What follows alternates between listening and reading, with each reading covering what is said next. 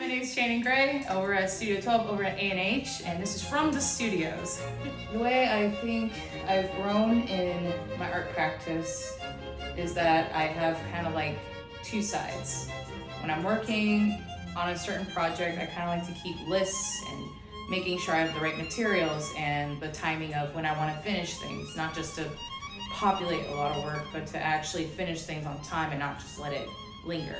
I have another side of myself where I'm intuitive, where I'm like, okay, what materials do I have? All right, let me just blindly go for it. And that's what I'm doing with my experimental side, is really thinking about what items have I not made before and what items I would like to try to last past my lifetime, but also trying to have fun with it without feeling like it's the most important thing in the world.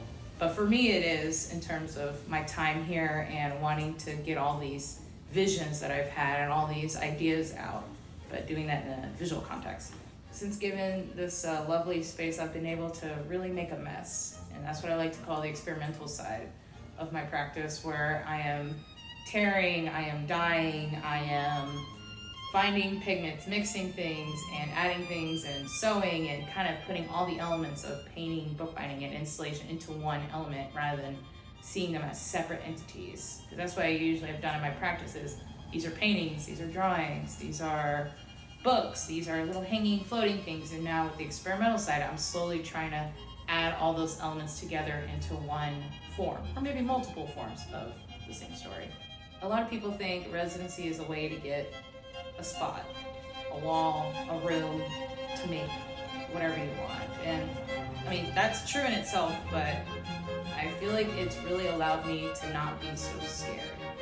That was a big point of like when I was working out of my bedroom, trying to find an area and a place for my work to grow.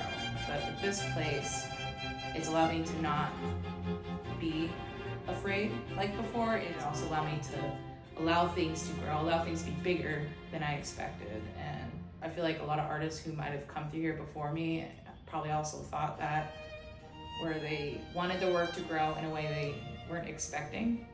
And I feel like so far I've gone back to how I used to make, and now I'm kind of pulling some of those elements in, as well as adding new material, adding new things, and trying to be more daring with the forms that I'm making rather than making everything look similar.